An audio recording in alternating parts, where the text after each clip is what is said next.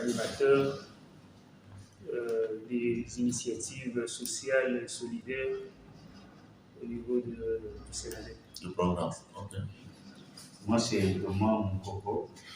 Je suis animateur du programme droits des travailleurs et des citoyens au Sénat. Moi, c'est M. Emmanuel, je suis chargé de programme et de projet au niveau du prophète. Moi, c'est Jacques Malula, président de l'ICFM, Union des coopératives des maraîchers de poules Mali. Union des coopératives maraîchères. Des maraîchers de poules Mali. Mali. Moi, M. Anissa Kouya, secrétaire propos de l'ICFM, Union des maraîchers de poules Mali. Et moi, c'est Norbert Kalenga, coordonnateur de l'antenne Sénadep, Colosie. Ok. Moi, Madame Mireille Douémé, je suis membre de la prophète. D'accord. Vous êtes Badamini, je travaille à l'administration et le programme. Bon. Moi, c'est Jean-Baptiste Lomba, je suis chargé de programme ici au Sénat. D'accord. Moi, c'est Albert Kabouya. Je crois que j'ai beaucoup de casquettes, mais je suis coordonnateur du programme. Voilà. Tu peux te jeter à l'eau ou bien tu commences? Je commence. Très bien. Moi, d'abord, au Congo, il n'y a même pas de travail. Parce que déjà, quand on se lance à chaud, 80% des Congolais ne travaillent pas. Il n'y a que 20% qui travaillent et le travail, ce n'est pas décent. Le travail au Congo n'est pas décent. Les conditions des travailleurs ne sont pas garanties. Donc, c'est un travail très compliqué au Congo. Donc, à chaud, vivement, on se lance déjà comme ça. Parce qu'il n'y a pas de travail au Congo. Et pourtant, le pays est signataire de l'OIT, mais les SMIC n'est pas respecté au Congo. Les travailleurs ne sont pas protégés. Disons, c'est des bruits, quoi. Même ceux qui sont au travail, pareil comme des chômeurs. On se ressemble tellement qu'il n'y a pas grande différence entre ceux qui travaillent et ceux qui ne travaillent pas. Voir le niveau de salaire, le niveau social et tout. Il n'y a même pas de protection sociale. Il n'y a rien jusque-là. Je peux dire ça. Merci. Les femmes de milieu niveau qui se posent un problème. Selon notre pays, nous voyons plus les femmes vivre ou évoluer dans l'informel. Or, dans l'informel, les conditions ne sont pas requises ou les conditions ne sont pas remplies pour que la femme puisse évoluer normalement dans son travail et essayer de garnir son panier ménager. Thomas? Oui, en fait, je voudrais d'abord que nous puissions comprendre. Je sais que nous avons déjà parlé sur le travail décent, mais la République démocratique du Congo, c'est un pays qui a signé les accords sur le travail décent en collaboration avec le Bureau international du travail pour que les Congolais arrivent à avoir une amélioration des conditions de travail. Il y a eu des conventions signées de 2021 à 2024, d'ailleurs qui fait partie même de la vision actuelle du gouvernement sur le travail décent. En fait, le travail décent met l'accent plus sur l'amélioration des conditions de vie de tous les travailleurs. Pourquoi l'amélioration des conditions de vie de tous les travailleurs? Pour que les travailleurs aient un changement positif. Un changement qui entraîne la stabilité au niveau de leur famille. Alors, c'est ça notre combat. Notre combat, c'est que du fait que la République démocratique du Congo est parmi les signataires des conventions, nous devions lutter pour que, effectivement, sur le terrain, que nous ayons, n'est-ce pas, des travailleurs où leurs conditions de vie ont totalement changé. Pas seulement changé du point de vue individuel, mais ça puisse se répercuter aussi au niveau de leur famille. Parce que le travail descend pas en compte aussi sur la stabilité, n'est-ce pas, des familles. au-delà de tout, ce que nous attendons pour tous les travailleurs, si je retourne à la République démocratique du Congo, j'ai entendu madame dire que est-ce qu'on peut parler du travail au Congo? C'est un combat que nous devons lutter, nous tous, pour qu'effectivement, cette vision où le gouvernement congolais a signé avec le Bureau international du travail, avec l'Organisation internationale du travail, soit une réalité vécue dans nos différentes entreprises. Et pas seulement dans nos différents secteurs formels, y compris les secteurs informels. Parce que le travail décent veut aussi qu'il y ait un changement, même pour ceux qui ne travaillent pas. Ceux qui ne travaillent pas ont droit au travail. Et d'ailleurs, dans le pilier, n'est-ce pas, du travail décent, il y a droit au travail. Donc c'est un droit. Donc pour les chômeurs, doivent revendiquer ces droits-là. Ils doivent travailler. C'est leur droit de travailler. Est-ce qu'on peut penser que c'est dans les bonnes conditions, comme ça qu'on doit travailler?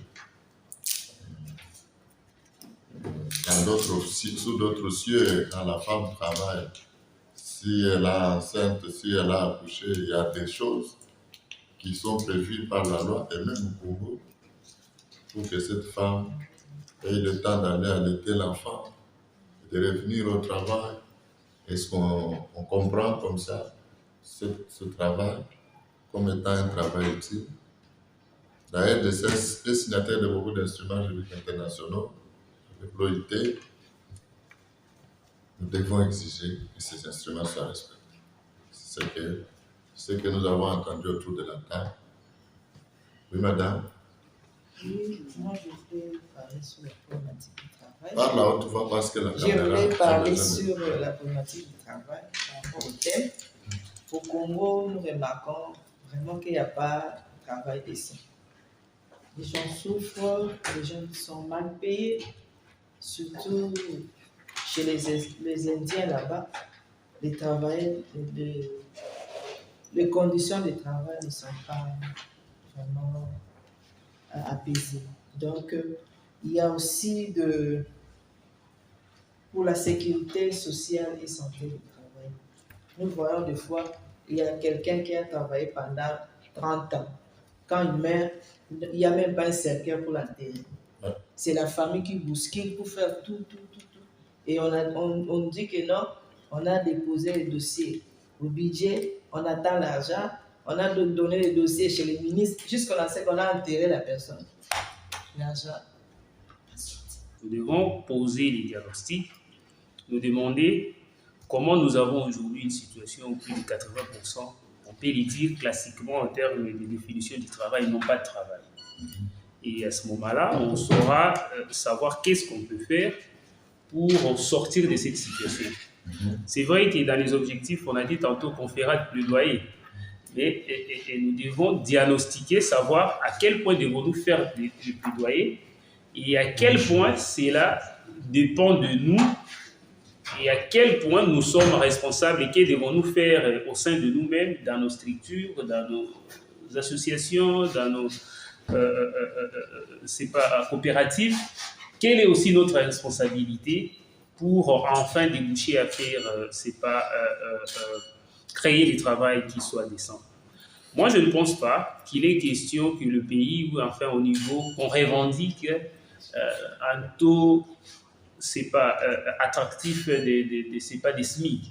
Parce que déjà, notre pays est signataire au sein de l'OIT. Il a défini tous les avantages qui doivent accompagner le travail, mais nous nous rendons compte qu'en réalité, cela n'est pas respecté. Et donc, nous devons déjà nous demander aujourd'hui, 60 ans, plus de 60 ans d'indépendance, comment nous n'arrivons pas, avec ces pays potentiellement et pleins en ressources, pleins en intelligence, comment nous n'arrivons pas à avoir ce déclic-là, de nous donner des moyens de survie qui soient dignes d'humains et que d'autres pays arrivent à faire sans avoir la potentialité ou ce n'est pas les ressources qu'a notre pays. C'est vrai que nous, quand on était à l'université, on parlait que les choses avaient changé avec la zaïranisation. C'est parce qu'on avait chassé les entreprises comme ça d'emblée. et on a détruit notre tissu économique. Aujourd'hui, on peut parler aussi des histoires des conflits par-ci, par-là. Nous sommes un pays post-guerre et tout ça. Mais est-ce vraiment la raison qui nous amène aujourd'hui, avec autant d'intelligence, on fait scolariser les enfants, on finit les études, on se trouve à la maison, on ne sait où aller. Et les gens, ils sont maintenant à la merci des politiciens pour porter les casquettes moyennant 5 000 francs et 10 000 francs.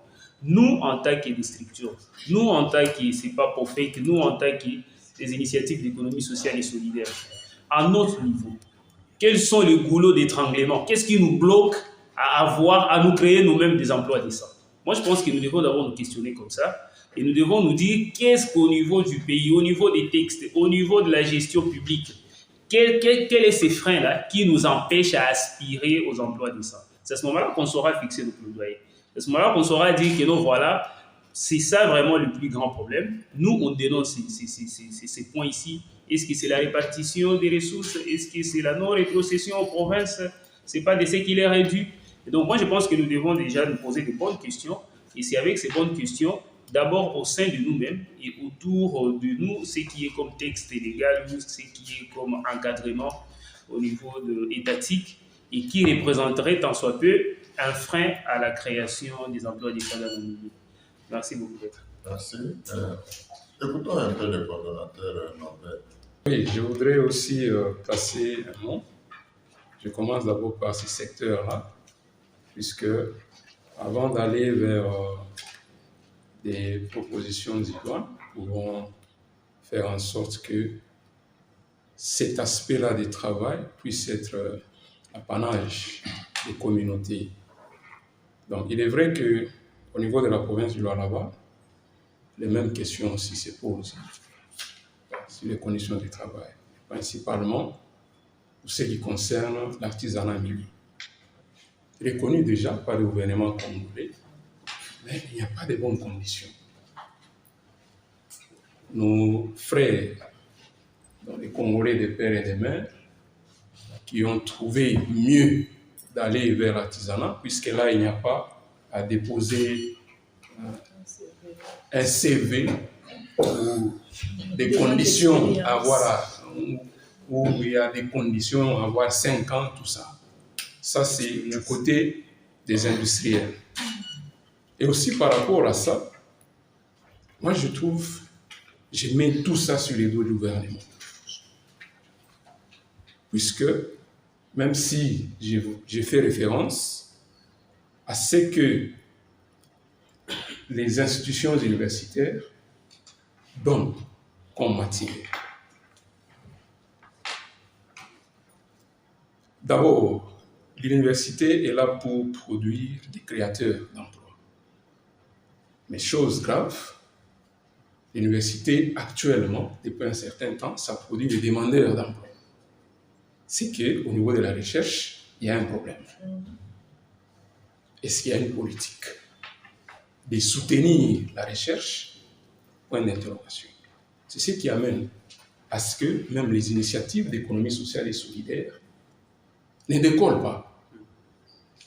Aujourd'hui, si nous parlons du SMIC, oui, moi je me dis, est-ce que si on allait, on est à Kinshasa ici, au Palais du Peuple là-bas, et proposer que tous ces députés qui touchent 21 000 chaque mois, qu'on revoie un peu, qu'ils soient à 6 000, ils vont chasser les premiers ministres. Mais lorsqu'il y a des cas d'écrit des fonctionnaires qui n'ont que 240 000, qui viennent tous les 3 mois une fois, ah non, ça, ils diront, allez voir, ça ne nous engage pas, allez voir le gouvernement. C'est cela aussi qui peut interpeller la société civile pour initier un bon plaidoyer. C'est contraindre d'abord les législateurs à doter le gouvernement des mesures qui vont faire en sorte que le travail décent soit l'apanage du Congolais à la base. Si je prends seulement le cas des criseurs, c'est déplorable. Le code minier reprend que l'exploitant là doit se trouver sur une zone d'exploitation minière artisanale. Mais allons-y. Au là-bas, il n'y a aucune ZEA où vous allez trouver un exploitant. C'est déjà là un problème. Comment parler du travail décent si ces trésors-là évoluent dans un milieu qui n'est pas le milieu où ils devaient en principe évoluer? Ça, ce sont des questionnements. Ici à Kinshasa, c'est vrai, on est dans des bureaux climatisés, mais quand on va voir, on dira seulement que la notion de travail décent là, ça se passe seulement dans des bureaux climatisés. Pour ceux qui ont des emplois politiques, ah oui, ils ont un travail décent. Mais pour le reste, fonctionnaires et ceux qui sont dans le formel, puisque l'informel, c'est ce secteur-là qui occupe pratiquement 90% de la population. Mais ces gens-là qui évoluent dans l'informel, est-ce que le gouvernement a déjà prévu quelque chose pour soutenir les initiatives d'économie sociale et solidaire? Point d'interrogation. Dans la société civile a du temps. Et je pense que ces cadres ici peuvent nous amener à proposer quelque chose pour pouvoir remonter un peu. Voilà, Merci. Merci beaucoup. Alors, il y a quelqu'un qui veut prendre la parole? Voilà. Oui. Les maraîchers aussi sont des travailleurs. S'ils les sont, quelles peuvent être leurs lectures? Oui, merci beaucoup pour la parole. Bon, nous nous posons toujours des questions pour le travail. Je crois dans le monde formel, comme nous disons qu'il y a 20% de gens qui sont de travail, mais ils n'ont pas de bonnes conditions. Nous qui avons quitté le formel pour l'informel, où nous travaillons avec des coopératives maraîchères, nous sommes toujours en difficulté parce que nous n'avons pas vraiment une loi qui peut nous garantir, soit nous sécuriser, afin que nous puissions travailler la terre. Alors, comme les Belges nous ont quittés depuis 60 ou vers 70, il y a eu la zarénisation, où à l'époque, la terre, donc le sol et le sous-sol appartenaient à l'État. Et maintenant, qu'est-ce que nous remarquons? Même l'État qui se dit que le sol lui appartient, mais il ne protège pas sa propriétaire. Pourquoi? Parce qu'il y a maintenant des chefs coutumiers, des individus qui se disent être propriétaires des secteurs, qui le vendent à qui ils le veulent, et nous qui travaillons, nous sommes restés abandonnés. Nous ne trouvons pas un gain. Parce qu'un maraîcher doit avoir au moins un espace, une terre cultivée, et garantir aussi sa vie.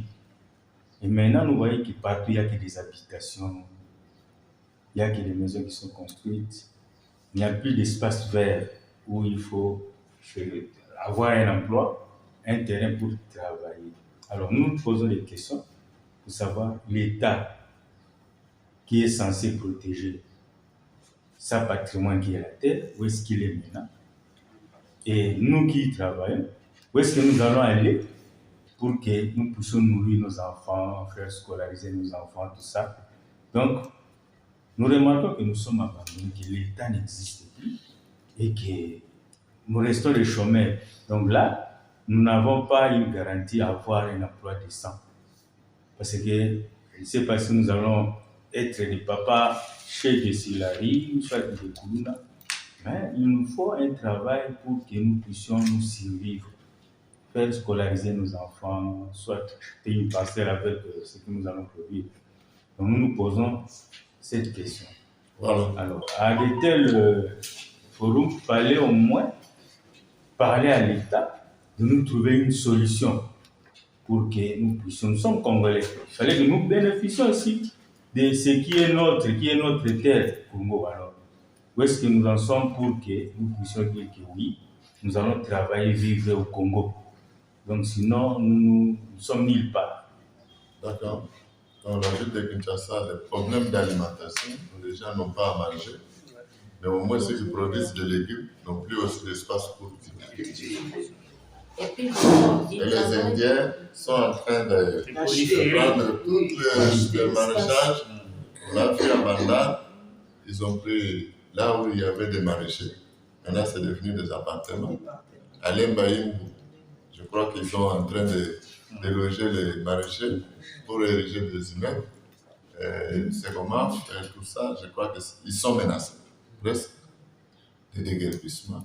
Et donc, on n'a plus de ceinture verte. Et d'ici quelques années, peut-être, Kinshasa n'aura plus de légumes. Des tomates, tout ça, des ndembi, des aubergines. Donc, si on ne fait pas attention, on va se réveiller un matin, il n'y a plus de salade sur le marché, il n'y a plus, ainsi de suite. Et donc, ça, c'est vraiment un cri de cœur d'un travailleur informel qui dit que bon, qu'est-ce qu'on va devenir, nous qui sommes en train de faire des légumes. Ça demande une réponse autour de la table. Il faudra demander, ceux qui pèsent les cobalt, là-bas, ils n'ont pas de zone d'exploitation artisanale. Pourtant, ils sont reconnus par le code. Qu'est-ce qu'on va devenir? Et ce que le cordon n'a pas dit, c'est que ces gens-là sont des milliers, des centaines de milliers. Ce n'est pas 10 personnes. Si on vous présente des films, c'est des centaines de milliers qui ont quitté l'université, faute de travail, ils se retrouvent dans les mines.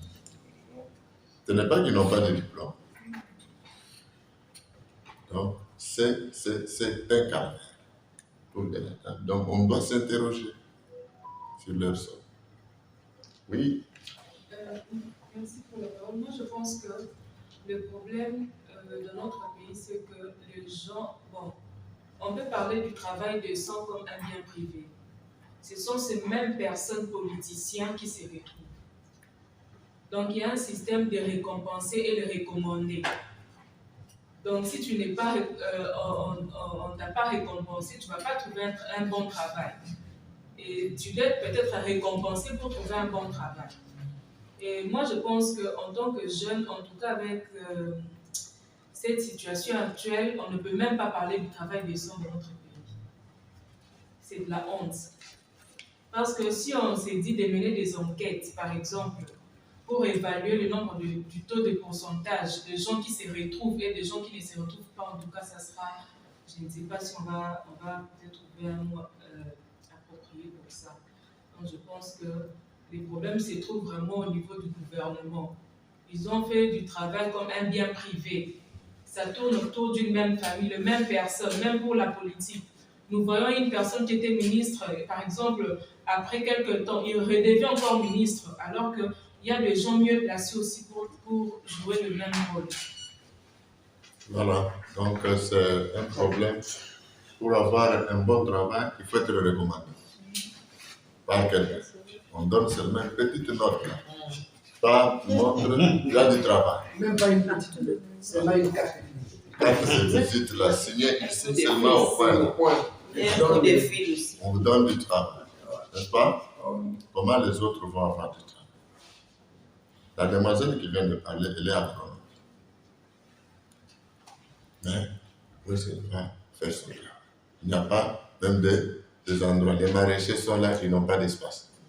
Il y en a elle qui sort de l'université avec son diplôme d'agronomie. Elle va le faire où? C'est la catastrophe.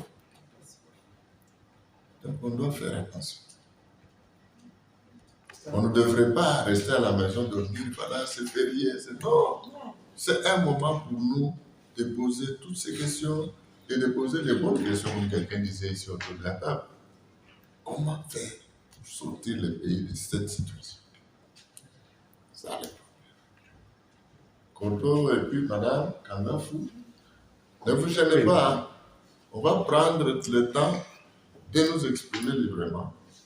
Les journalistes vont faire leur travail après. Ça, ça ne nous regarde pas. Il ne faut pas regarder les caméras.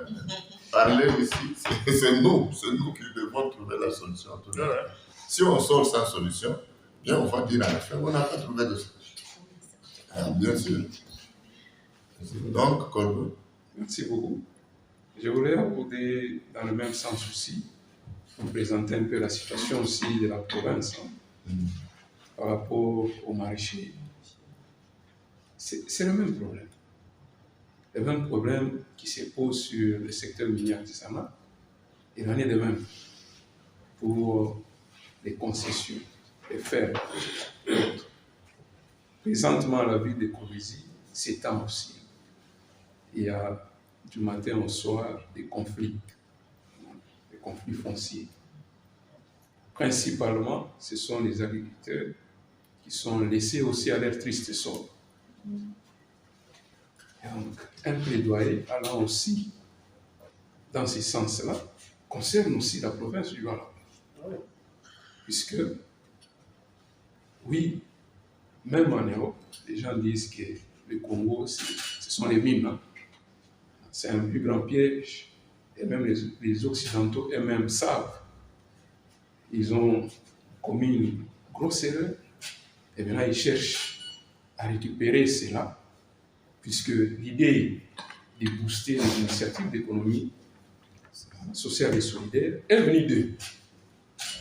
Et pour moi, je me dis, ça c'est une façon de faire un peu le mea culpa au Congo. Mais qu'à cela ne tienne, moi je rentre toujours au niveau des législateurs. Est-ce qu'ils sécurisent correctement dans leurs édits-là, propositions d'édits, ceux-là qui sont beaucoup plus dans les formels, ou ne voient que les investisseurs qui viennent d'ailleurs, puisque eux là viennent avec leurs capitaux. Ça, c'est une des questions que la société civile peut voir maintenant pour mener maintenant des actions. Moi, je propose, si la société civile peut mener un plaidoyer pour imposer, si on doit encore amender la loi électorale, oui, que chaque candidat puisse présenter au moins une ferme d'une superficie donnée pour qu'il ait le mandat d'aller siéger. Ça peut être une solution pour tous les maraîchers. C'est que tout celui qui vient se présenter, que ce soit à Kinshasa ou à l'intérieur, qu'il puisse d'abord présenter où est-ce qu'il cultive son champ. Son champ. Et vulgariser maintenant cette façon-là, que la population prenne cet aspect-là comme thermomètre. Ah, vous venez pour que nous puissions... Vous venez la nourriture facile. Voilà. Présentez-nous d'abord votre champ. Qu'il ne soit pas des 10 hectares. Non. Et comme ça, là, nous allons nous retrouver avec ces espaces verts-là sécurisés. Et c'est même s'ils n'ont jamais pensé à cela, ils vont maintenant verrouiller pour que tous les Indiens, c'est pratiquement la même chose. Colombie actuellement est rachetée. Et comme c'est les domaines fonciers maintenant qui intéressent beaucoup plus, qui est maintenant, qui donne un peu d'argent, ça c'est une réalité. C'est ce qui fait que ce qui était champ, aujourd'hui devient des parcelles ou des concessions des industriels. Vous voyez un peu. Donc voilà un peu. Ça, c'est déjà dans les quelques recommandations. Moi, je prends vraiment cela comme mesure pour pouvoir trouver une solution à ce que nous vivons dans ce pays. Très bien. Papa Leki, on va retourner à Madame Kanda parce qu'elle a demandé la parole, ça fait longtemps. Ok, merci, maître. En fait, moi, je vois qu'il y a un autre volet qu'on est en train un peu d'oublier, c'est les secteurs privés. Parce que jusque-là, dans les échanges, nous jetons la pierre sur l'État. Moi, je vais revenir sur le secteur privé. C'est-à-dire, comment est-ce que nous traitons, par exemple, nos domestiques, qui ont aussi droit à un travail décent, nos chauffeurs, nos sentinelles. Moi, je pense que de ces côtés-là aussi, on doit regarder. Moi, je pense que parmi les pistes de solutions aussi, il faudrait qu'on puisse y regarder. Parce que c'est bien d'incriminer l'État, mais nous aussi, on est responsables quelque part. Même les espaces agricoles qui n'existent pas. Mais les Indiens ont ça grâce à la complicité des Congolais. Oui. Même les gens qui travaillent chez les Indiens, les Indo-Pakistanais, souvent les conditions de travail sont précaires à cause des Congolais qui sont là. Toi, on peut te recruter aujourd'hui, directeur du personnel, tout et tout. Quand on te pose la question, à combien tu peux payer un agent comme ça? C'est toi qui vas dire non, si on lui donne $50, si on lui donne $100. Moi, je pense que dans les recommandations, il faudrait qu'on puisse voir aussi de ces côtés-là que nous aussi, on a une part de responsabilité. Il y a une prise de conscience qui doit nous animer, surtout quand on voit comment est-ce qu'on traite nos domestiques, combien est-ce qu'on les paye, tout en sachant qu'il faut payer aujourd'hui un domestique $100, même 50, il ne peut pas s'en sortir parce que lui, il a aussi des enfants et a un loyer à payer. Mais vous continuez quand même à payer des domestiques, des gens qui travaillent chez nous à des prix vils. Moi, je pense que de ces côtés-là aussi, il y a moyen que nous puissions nous pencher. Très bien. Nous allons faire des recommandations à tous les volets. Le gouvernement a sa part, le privé a sa part, et je peux dire, nous, la société civile, nous avons notre part. Nous avons notre part, parce que c'est quelque chose qui est logique. Si, au niveau du gouvernement déjà, le gouvernement arrive à respecter les principes où ils mettent des mécanismes de suivi par rapport à un travail décent, nous, au niveau du privé, nous allons respecter ces mécanismes-là et la société civile aussi va emboîter les pas.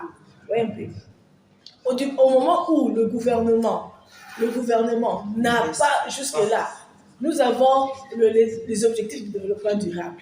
Bientôt, c'est 2030. Nous irons rendre rapport au rapport de Belgique. Qu'est-ce que la RDC ira dire par rapport au travail? Parce que ça fait partie des objectifs de développement durable. Le travail décent. Est-ce que la RDC a déjà pu respecter au moins à 30 ou 40% un travail décent? C'est un problème. C'est à tous les niveaux, c'est un problème.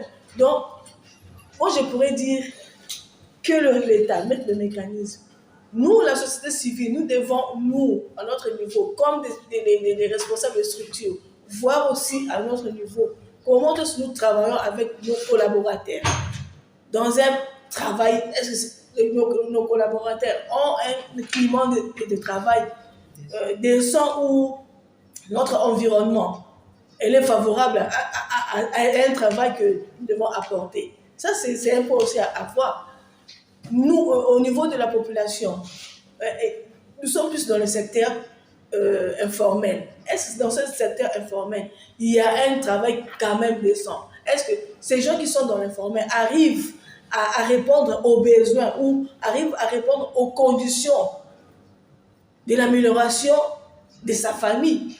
Ça, c'est à ce niveau-ci là aussi nous devons voir. Parce que si déjà au niveau de la tête n'y est pas, je pense que le corps n'aura pas aussi. Ouais, un peu. Donc, c'est à tous les niveaux nous devons réfléchir. Aujourd'hui, c'est vrai que c'est le 1er mai, fête du travail, mais malheureusement, c'est une journée chômée, payée, mais dans quelles conditions? Pour quel travail? On va donner combien? Je ne sais pas. Moi, je me demande ça devrait être même célébré le 1er mai aussi longtemps que 80% ne sont pas concernés. Effectivement, ils ne sont même pas dans les choses. Donc, il y a à boire et à manger dans cette histoire. Il faut vraiment réfléchir et faire de plaidoyer pour que... En fait, c'est difficile. Notre pays ne fait que ratifier, mais ça ne suit pas. Pour ratifier, c'est... Donc, nous, la société civile, parce que nous avons ces pouvoirs-là, de faire des activités pour accompagner les actions du gouvernement. C'est à nous peut-être de voir qu'est-ce que nous devons faire pour que le gouvernement aussi arrive à se réveiller et voir, bon, ici, là, on n'a pas pu atteindre les objectifs. Bon, avec ce que les gens disent, nous pouvons faire quelque chose pour essayer de répondre aux besoins de la population. Merci. pour la recommandation. Et, je voulais, je ne sais pas si ça serait une question, mais c'est parfois une observation. J'avais assisté à une conférence.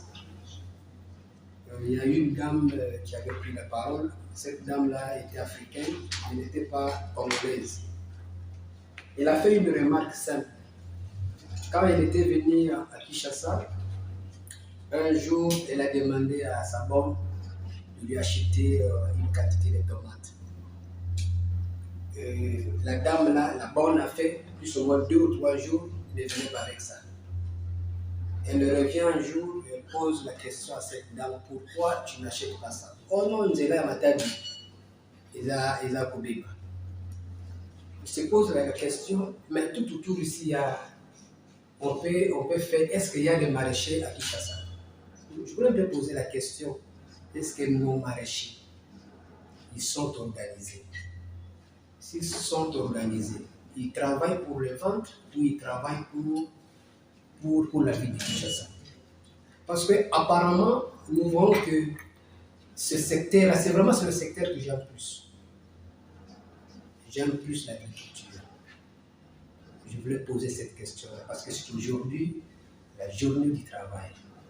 Est-ce qu'ils prennent ce travail-là au sérieux?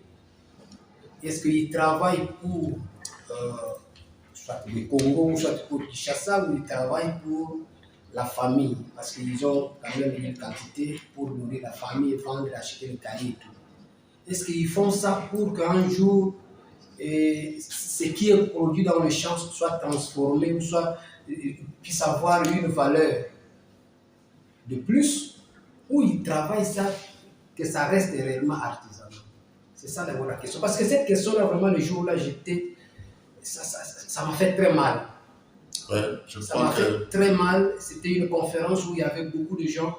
Cette dame-là était parmi les intervenants. Et quand il a posé cette question-là, la salle était muette.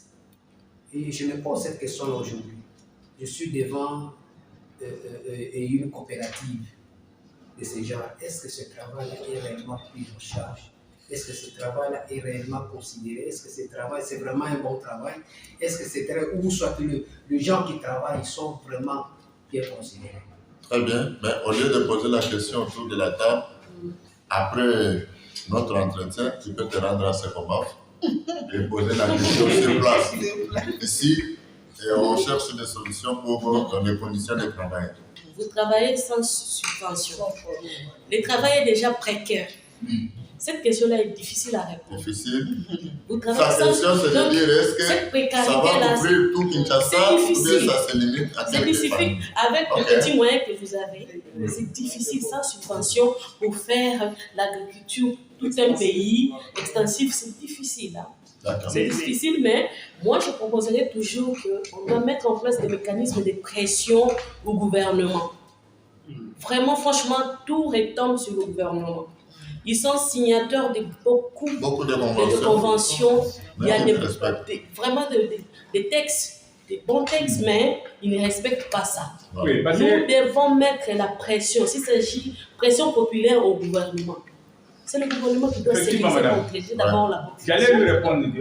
Non, c'est pas un dialogue. Permettez. Oui. Actuellement, nous avons 600 hectares. Oui. Si un bourgmestre qui vient avec deux blancs, pour lui donner des hectares pour construire une usine, est-ce qu'on va produire les légumes ou c'est l'usine maintenant qui va travailler? Voilà. Vous voyez?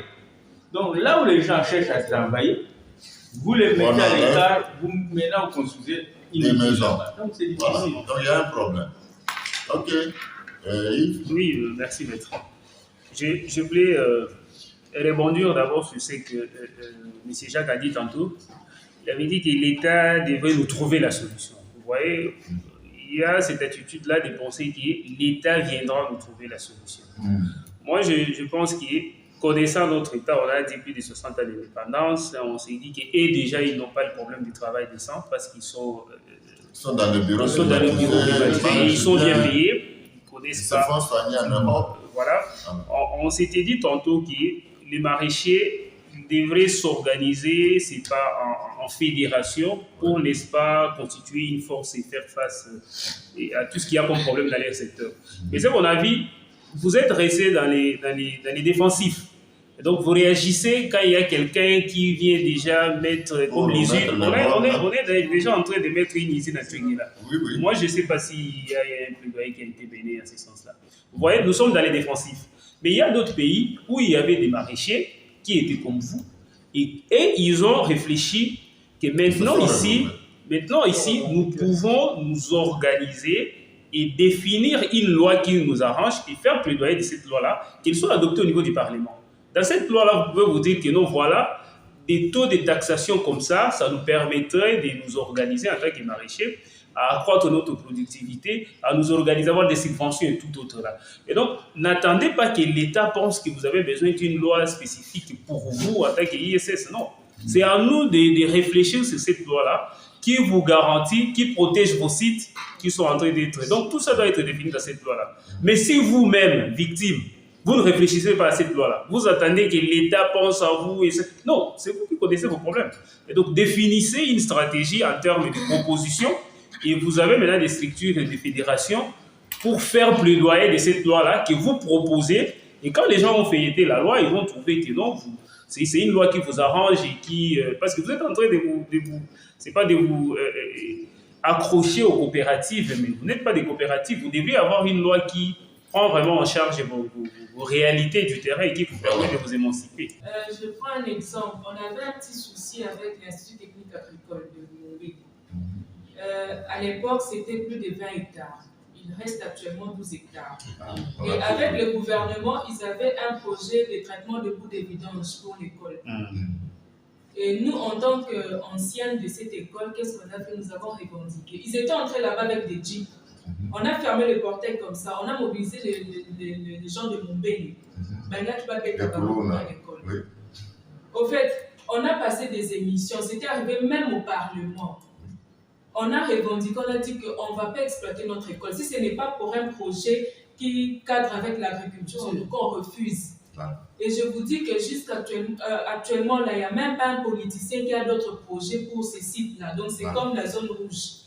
Avant qu'on touche à ça, on doit d'abord consulter les anciens et étudier si c'est un bon projet. Au cas contraire, on n'accepte pas. Voilà.